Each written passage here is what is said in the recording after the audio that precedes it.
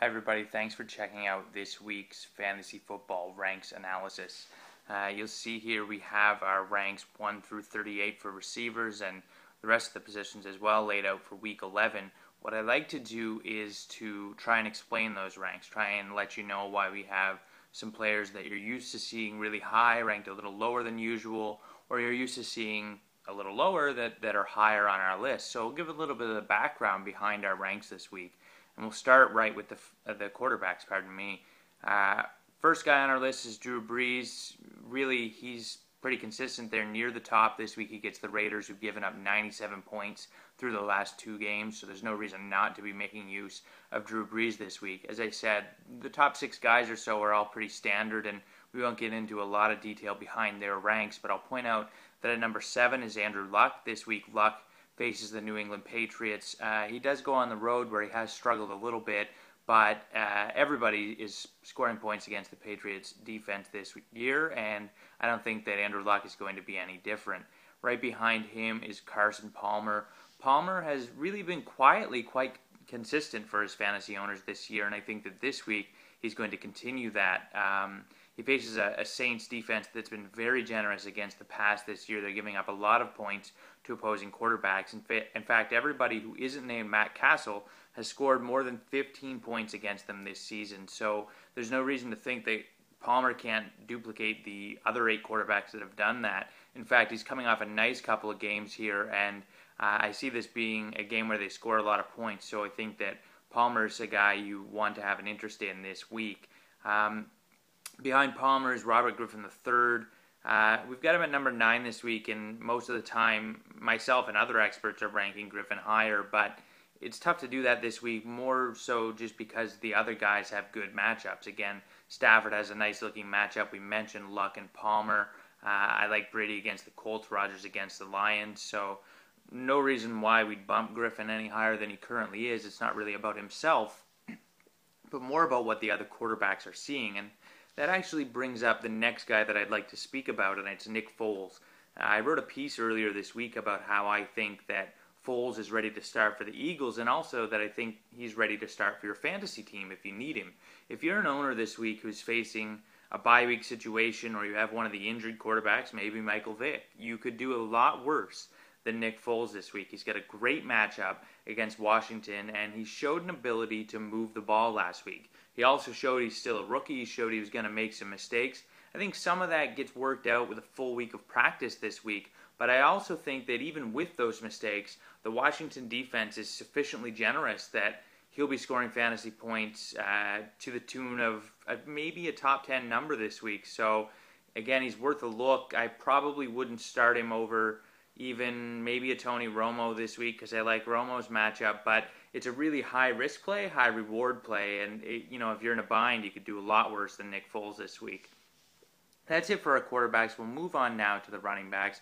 We've got Arian Foster in the 1 spot, and I don't think anybody should be too surprised about that. He's really the number 1 guy just about every week, and this week he's got an opportunity really, I think, to score multiple times against the Jaguars. They've given up a couple of games where running backs have done just that, and I think that Foster, through volume, through the fact that this is going to be a game that Houston probably controls for most of it, through those opportunities, I think that he put some points on the board this week. He's definitely worth playing.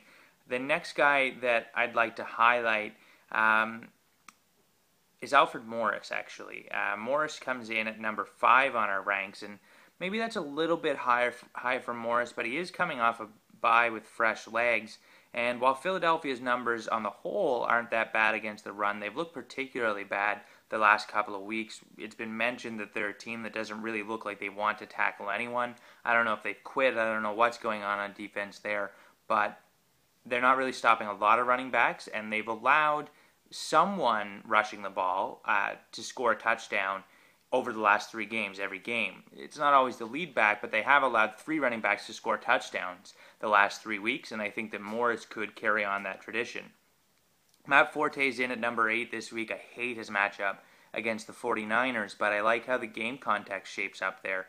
They've only allowed about 95 yards a game and just 3 rushing touchdowns this season, but Forte won't need a score to make himself relevant, and he might not even need to rush for many more than those 95 yards.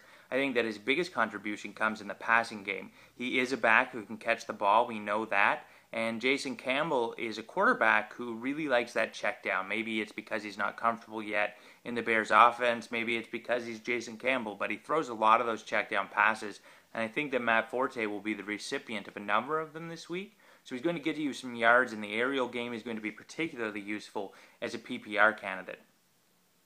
Speaking of those touches, I've got James Starks in fairly high this week. He grabbed 17 touches against the Cardinals. They announced during the bye what became apparent the week before it, that Starks was going to be the lead back over Alex Green. He did net those 17 touches in the game, which was considerably more than any other back for Green Bay, and I think until Cedric Benson returns, he's going to be the lead dog. This week, I think that shapes up pretty well. He's facing the Detroit Lions, who do give up 4.5 yards per carry. They're pretty good, actually, as far as rushing yards per game goes, but they're giving up 4.5 yards every time an opposing back touches the ball. So if he gets 17 to 20 touches, we're looking at maybe 80, 90 yards for Starks, and he has a good opportunity in this game where we'll see a lot of points to cross the plane to get into the end zone. So I think that you can start Starks with a floor of about 10 points and hope that he reaches the end zone and gives you a productive day. Lastly, I want to talk about Michael Turner. He's here, still ranked as a startable back. He's number 20 on the board. That's okay. That's right about where he should be. He still has the volume to be an RB2, but after watching him last week against the Saints, a very beatable fantasy matchup, really just plod toward the lines, find contact, and fall over, it doesn't inspire a lot of confidence for Turner in this matchup against the Cardinals this week or really moving forward. So I think by now, if you own Turner, you've already tempered your expectations, but if you haven't, it's really time to dial them down. He's attached to a high-yield offense, so opportunity might be there, but I just don't see him scoring a lot, and I don't see big carries coming out of Turner anymore. Move on now to the wide receivers, and we're going to get some debate probably over our number 1 and number 2 ranks this week. Number 1, Megatron Calvin Johnson. He's coming off a big game last week where he went over 200 yards, but I like him this week just because I like the chances of seeing a lot of points in this game against the Packers. These are both defenses that don't do great stopping the pass and quarterbacks who've been throwing the ball very well. So I think that you are going to see the score go pretty high in this game. And if that's the case, you're going to see Matt Stafford having to throw the ball quite a bit. And he's going to look to his proven number 1 target. It's Calvin Johnson. He's back as of last week, and it's the first time we've seen him as number 1 in our ranks for some time. But I think he's going to work to hang on to that this week. Number 2, right behind him, A.J. Green. Can't go wrong with Green either, obviously. If you've started him this year, if you drafted him, you're feeling really good. He scored a touchdown in every game but one this year, and he does have 9 touchdowns through 9 games. So I don't think that the Chiefs are going to do a great job of slowing him down this week. I think that you can start him with confidence. It's just I like Calvin Johnson a little higher. We're going to keep ticking right along the ranks here and look at Marcus Colston. He's been very consistent for the New Orleans Saints this year. Particularly weeks 4 through 10, he's looked really good. He's only given you 1 week in that time frame where he's had less than 7 fantasy points, and he's scored 7 touchdowns through his last 5 games. So he's a very legitimate option for the Saints, and the Raiders can't stop anybody. They're giving up, again, those 97 points over the last 2 games. So you're going to see New Orleans do some scoring, and when it comes to wideouts, I think you're going to see it down by Colston this week. Brandon Marshall gets a little bit of a downgrade in our ranks this week. He winds up at number 6. He's facing the 49ers. He's got a quarterback he's not used to and isn't as good as his starter, but he's still Brandon Marshall. He's still going to get a lot of targets by nature of who he is and by nature of the fact that there's really no one else on the outside for the Bears. So I think he can still be productive. Let's remember he was productive in a situation where he had a quarterback at the very best on par with Jason Campbell last year, arguably worse. So I think that he can be productive for the Bears, and he got it done late last game with Cutler out of the game as well. Wes Welker, if he does get into the game this week, I think you can use him against the Colts. They're going to be undermanned in the secondary, so Brandon Lloyd is worth a look as well, but he's a little bit further down our ranks because he just hasn't given consistent numbers this year.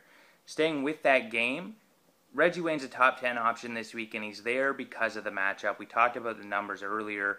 and we have to go where they lead us. I'm a little bit concerned about Wayne because I think that Bill Belichick knows the damage he can do. I think that Aqib Talib, if he's in this game, is a big X factor. I think he puts a lot of time on Reggie Wayne, plays press, plays physical against him.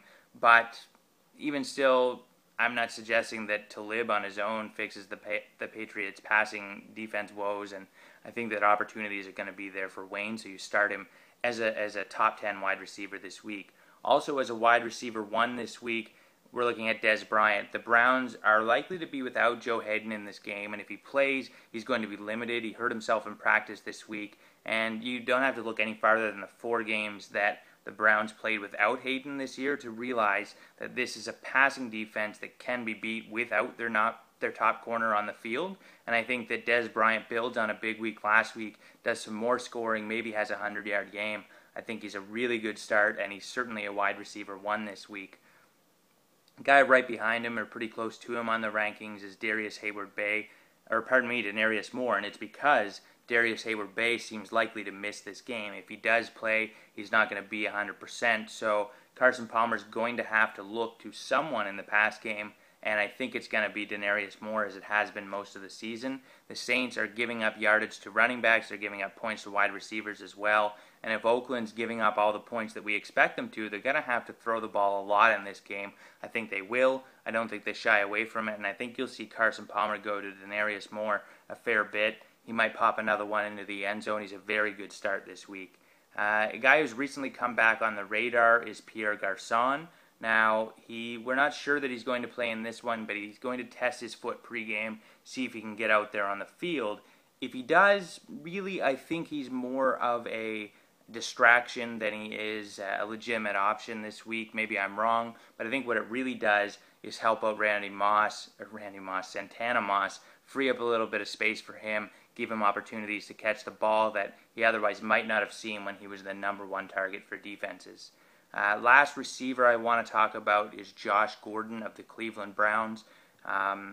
He's been quiet the last couple weeks, and I've mentioned many times that he's typically a quiet guy. He's either going to grab 2 balls and take one of them in for a long score, or he's going to get those 2 catches for 30 yards, and they're not going to help you a whole lot in fantasy. But this week, we've got him ranked as 34, so if you don't have any other option as a wide receiver 3, I think he's a good risk-reward play, and I think that because he draws Morris Claiborne most likely for coverage, and we've seen, of course, that Claiborne's been beat a couple of times in recent weeks. I think that the Browns coaches are going to look at that tape, try to find a way to get their deep threat matched up against him and see if he can take him down the field one-on-one. Claiborne's doing a good job as a rookie, but he has been picked on in recent weeks, and the Cowboys' opponents have been successful. So I think that he's going to get some looks against Gordon, and all it takes is Gordon catching one of those long balls to make it a very productive fantasy day for you. So I think he's worth a start if you have him and if you don't have a better option there. Lastly, we'll close off with just 3 bullet points on our tight ends. Number 1 and number 2 makes sense. Number 3, Antonio Gates against the Denver Broncos. Now, they're the number 1 defense in yielding points to tight ends this season, and a big reason why is because they gave up 20 points to Antonio Gates the last time they faced him. He had 3 catches, maybe more, 80 yards, 2 touchdowns, so I think that you're wanting to make use of Gates this week. He might not repeat those numbers, but he really was their most successful weapon against the Broncos the last time out, and I think that the Chargers will remember that and find a way to feed him the ball. Another reason why Denver's got that high number is because of Greg Olsen, who comes in fairly high in our ranks this week. He's really just a matchup tight end and nothing more, but the matchup suggests some good opportunities this week. The Buccaneers give up the most passing yards in the league, so Cam Newton's going to get some yards through the air. I think that he looks to Olsen, who he's clearly developing trust in. He had a pretty good week 2 weeks ago. Last week he had the touchdown and went over 100 yards, so I think he's a guy you want to keep an eye on, and he can be used as a tight end starter this week. Another guy who you might not have been starting, but who you can get into your lineups this week, I think, is Brent Selleck. I mentioned in the notes, and I'll say it here, it's almost cliche to call a tight end a safety blanket for a young quarterback, but I think that's exactly the role that he'll play for Nick Foles this week. Foles is going to be inexperienced. He is going to be facing pressure behind the Philadelphia line, so I think that he'll look for Selleck on some short routes, maybe some chip block routes, and I think that he'll have opportunities to post points this week because he'll get a lot of targets out of Nick Foles. So, those are our ranks this week. Thanks for checking out the review. As always, we're doing our live fantasy football start and sit here at 10 a.m. on Sunday. Encourage you to check it out. Stop by with your questions, and as always, good luck this week. Thank you.